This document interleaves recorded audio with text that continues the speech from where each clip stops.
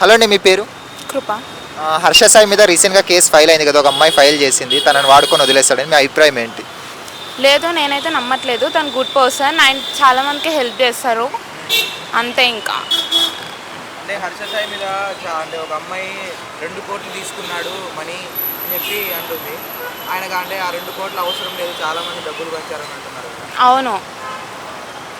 అంటే తనని పెళ్లి చేసుకుంటానని చెప్పి నమ్మించి మోసం చేశాడని ఫైల్ చేసింది ఆ అమ్మాయి. హర్ష సాయి అలా చేస్తాడనుకుంటున్నారా మీరు? లేదు.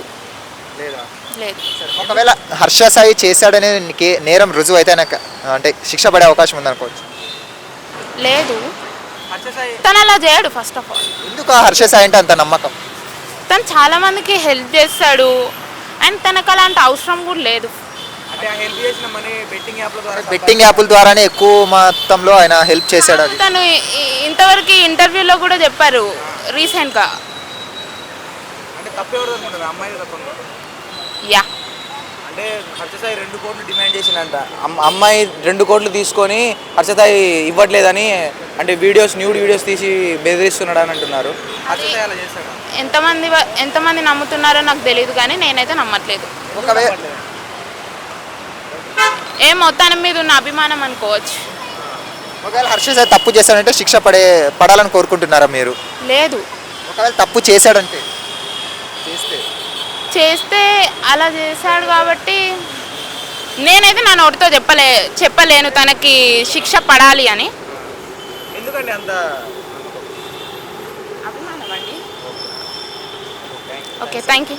హలో అన్న, మీ పేరు? నా పేరు సాయి. హర్ష సాయి మీద కేసు ఫైల్ అయింది, రీసెంట్గా ఒక అమ్మాయి ఫైల్ చేసింది. మీ అభిప్రాయం ఏంటన్నా? నాతో 2 కోట్లు ఇప్పించుకున్నాడు, పెళ్లి చేసుకుంటాడని మోసం చేశాడు అంటుంది ఆ అమ్మాయి. ఇక మంచి పర్సన్ వల్లనే ఇట్లా అవుతుంది.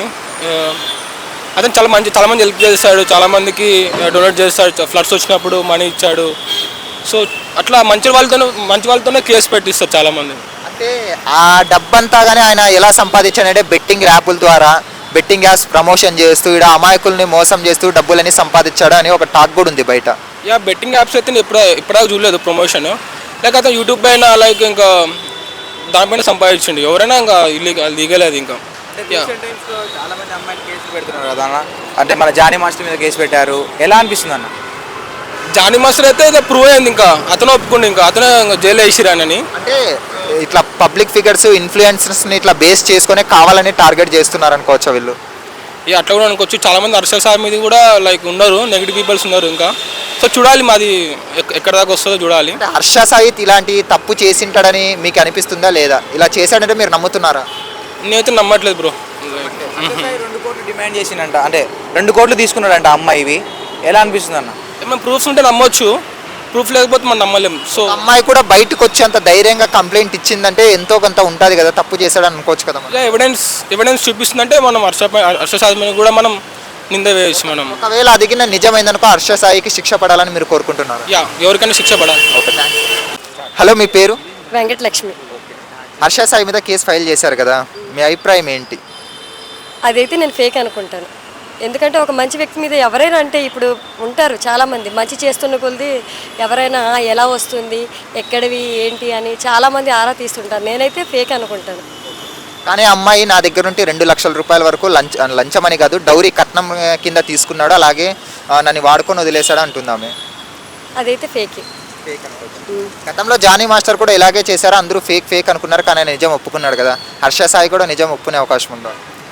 నాకు తెలిసి అయితే అమ్మాయిలతో ఎప్పుడు అలా రాంగ్ బిహేవ్ చేయలేదు కాబట్టి నేనైతే ఫేక్ అనుకుంటాను.